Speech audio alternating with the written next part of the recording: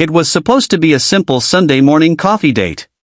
The kind that makes you believe life can pause just for a while and everything wrong outside the cafe windows can stay outside. The sun was soft that morning, spilling golden light on the cafe's wooden tables. She wore a lilac sweater.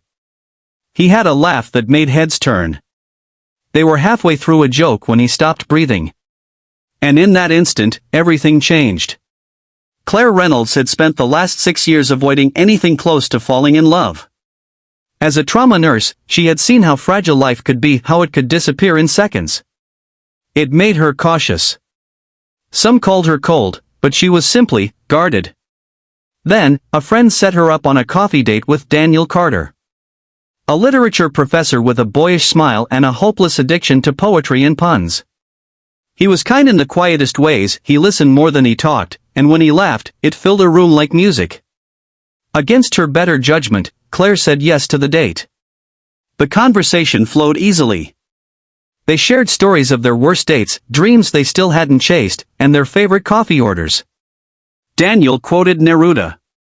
Claire rolled her eyes. He made her laugh harder than she had in years. Then, it happened. His hand jerked. The coffee mug crashed to the floor. His body slumped forward. At first, Claire thought it was a joke. But then she saw the way his eyes rolled back. She was out of her seat in seconds, her nurse instincts kicking in like second nature.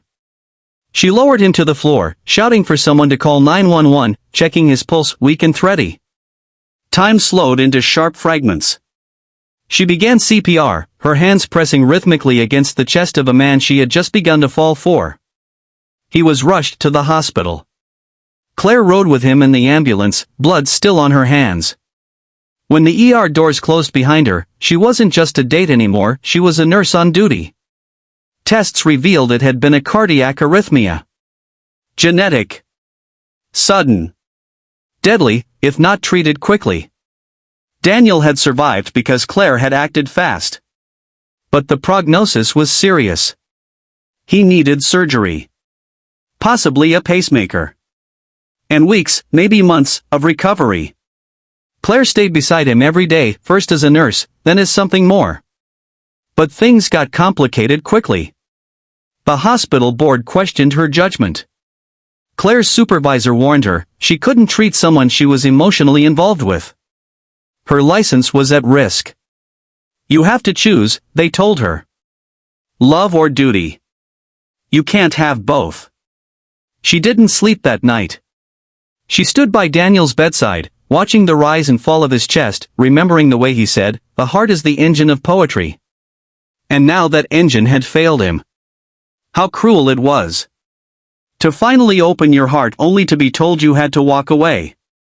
Daniel woke up groggy and confused.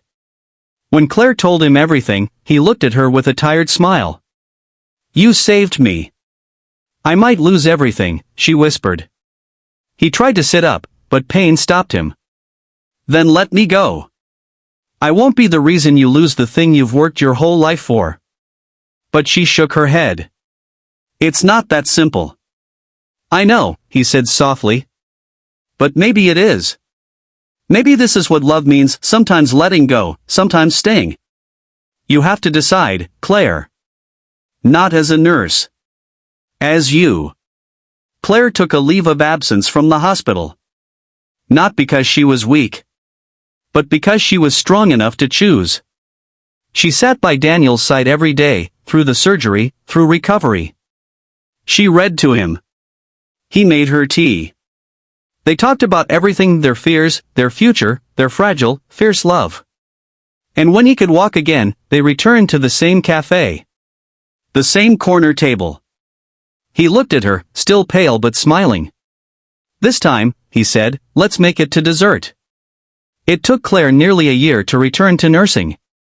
She went back with more strength, more empathy, and a deeper understanding of what it meant to hold a life in your hands. And Daniel? He published a book, The Heartbeat Between Us.